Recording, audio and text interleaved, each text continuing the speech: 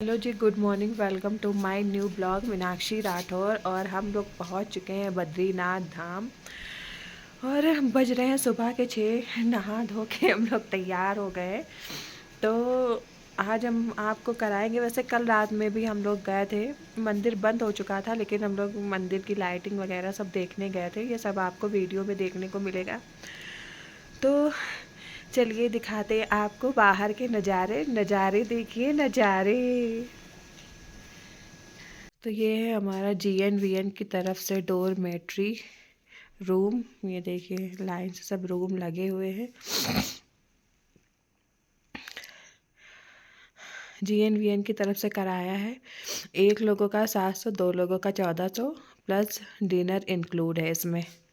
अगर आप भी कराना चाहते हैं तो GNVN के यात्री निवास पर कर सकते हैं। इसका मैं डिस्क्रिप्शन बॉक्स में लिंक दे दूँगी।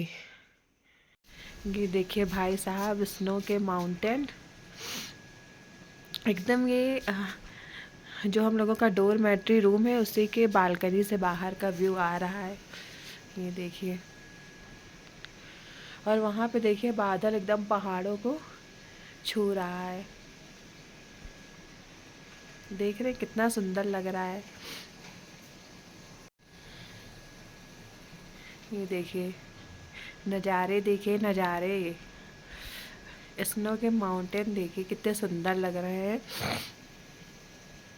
और वहाँ पे जो है बादल, वो देखिए पूरा ढके हुए हैं पहाड़ों को, माउंटेन को।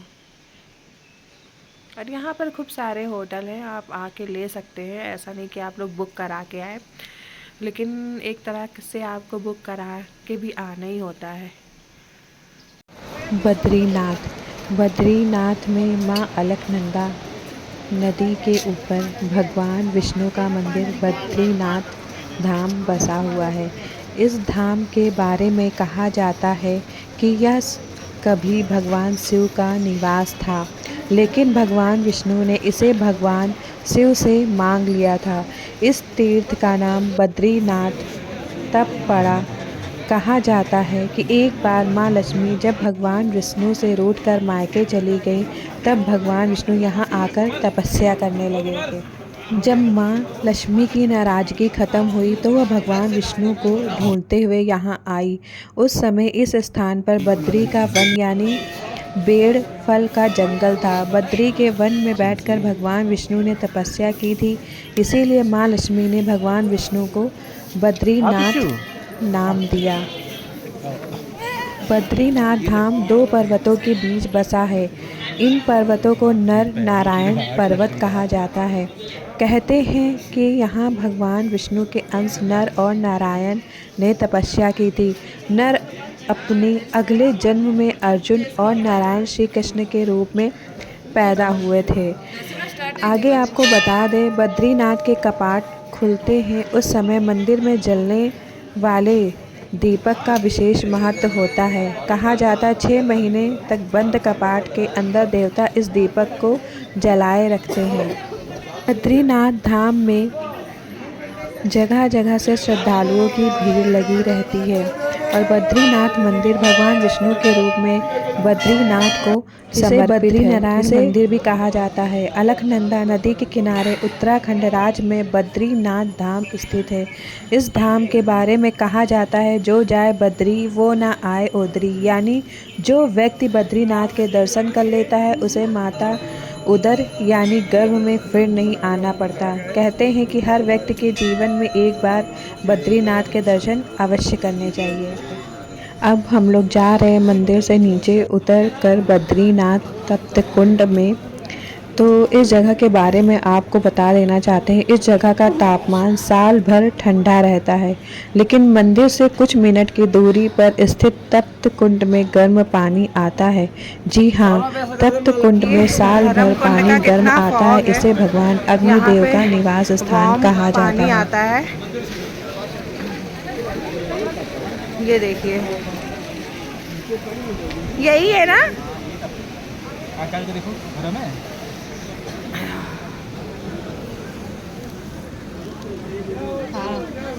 हाँ।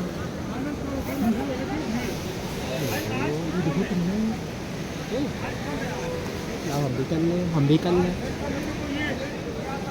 सिक्के डालें। क्या हुआ ये भैया, देखो कोई बात कितना पानी भाई साहब नहीं। उबलता हुआ ये है। इसमें मैं सिक्का डाल रही हूँ। लो किसी तुम भी डाल दो, लो इसमें डाल दो, डाल दो। ये किसने भी डाल दिया भाई। और ये देखिए जय के नहाने का है वो औरतों के नहाने का है।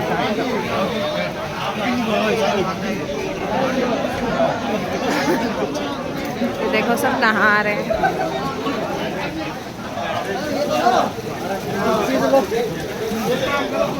हाँ। केदार घाटी में दो पहाड़ हैं, नर और नारायण पर्वत। विष्णु के 24 अवतारों में से एक नर और नारायण ऋषि की यह तपोभूमि है। उनके तप से प्रसन्न होकर केदारनाथ में शिव प्रकट हुए थे। दूसरी ओर बद्रीनाथ धाम, जहाँ भगवान विष्णु विश्राम करते हैं। कहते हैं कि सतयुग में बद्रीनाथ धाम की स्थापना नारायण ने की थी। भगवान केदारेश्वर ज्योतिर्लिंग के दर्शन के बाद बद्री क्षेत्र में भगवान नर नारायण का दर्शन करने से मनुष्य के सारे पाप नष्ट हो जाते हैं और उसे जीवन मुक्ति भी प्राप्त हो जाती है। इसी आशय को शिव पुराण के कोटि रुद्र संहिता में भी व्यक्त किया गया है।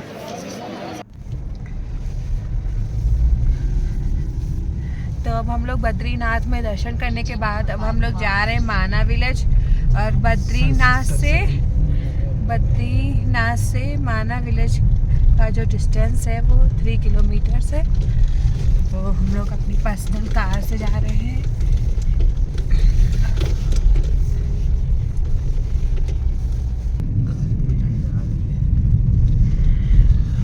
इस गांव का नाता महाभारत काल से भी जुड़ा हुआ है और भगवान गणेश से भी मान्यता है कि इसी गांव से होकर पांडव स्वर्ग गए थे। यहाँ से जुड़ी ऐसी कई बातें हैं जो आपको हैरान कर देंगी।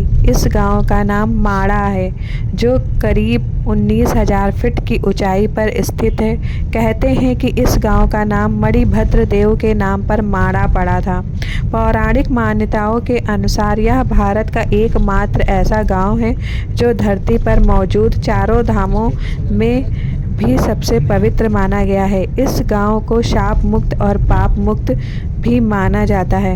इस गांव से जुड़ी एक और मान्यता है कि यहाँ आने वाले हर व्यक्ति की गरीबी दूर हो जाती है। कहते हैं कि इस गांव को भगवान शिव का विशेष आशीर्वाद मिला हुआ है कि जो भी यहाँ आएगा उसकी गरीबी दूर हो जाएगी। यह भी एक बड़ी वजह है कि यहाँ हर साल बड़ी संख्या में लोग घूमने आते हैं।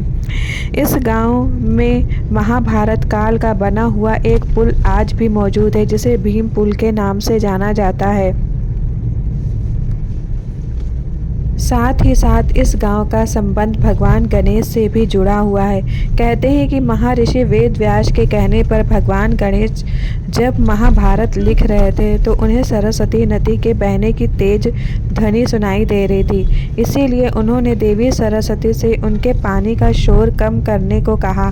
इसके बावजूद भी जब सरस्वती नदी का शोर कम नहीं हुआ तो भगवान गणेश ने गुस्से में उन्हें शाप दे दिया कि आज के बाद इससे आगे तुम किसी को नहीं दिखोगी। इसी गांव में व्यास गुफा भी है, जिसके बारे में मान्यता है कि यहाँ महर्षि वेद व्यास रहा करते थे। यहीं पर उन्होंने कई वेद और पुराणों की भी रचना की थी। व्यास गुफा की ऊपरी संरचना को देखकर ऐसा लगता है जैसे ग्रंथ के कई पन्ने। देखो डेकोरेशन हो रहा है माड़ा गांव में। पन्नों को ऊपर एक रखा गया है, इसी वजह से इसे व्यास पोथी भी कहा जाता है।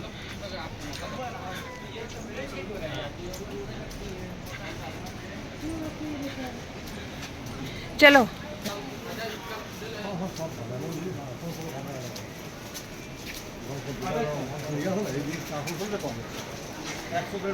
यहाँ पे रेस्टोरेंट भी है, खा भी सकते हैं कुछ।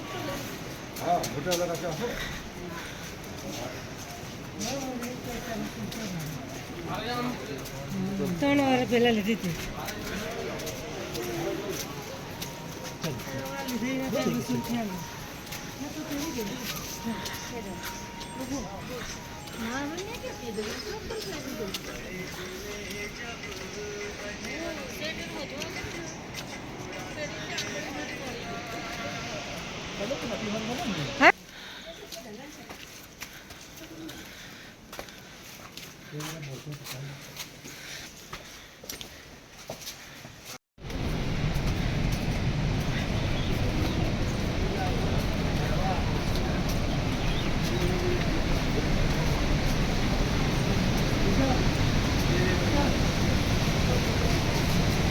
जय माँ।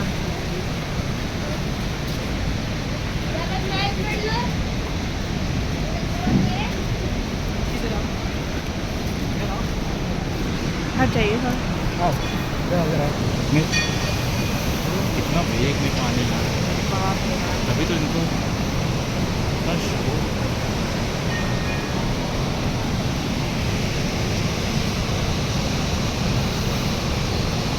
ये माँ सरस्वती उद्गम स्थल है ना?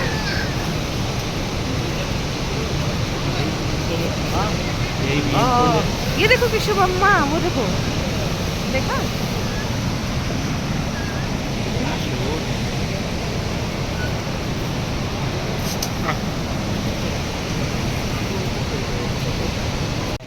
इस गांव में महाभारत काल का बना हुआ एक पुल आज भी मौजूद है, जिसे भीम पुल के नाम से जाना जाता है। कहते हैं कि जब पांडव इस गांव से होते हुए स्वर्ग जा रहे थे तो उन्होंने यहाँ मौजूद सरस्वती नदी से आगे जाने का रास्ता मांगा था, लेकिन सरस्वती नदी ने मार्ग देने से मना कर दिया था। जिसके बाद महाबली भीम ने दो बड़ी बड़ी चट्टानों को उठाकर नदी के ऊपर रख दिया था और अपने लिए रास्ता बनाया था। इसके बाद इस पुल को पार करके पांडवों ने स्वर्ग के लिए प्रस्थान किया था, जिसे भीम पुल के नाम से भी जानते हैं।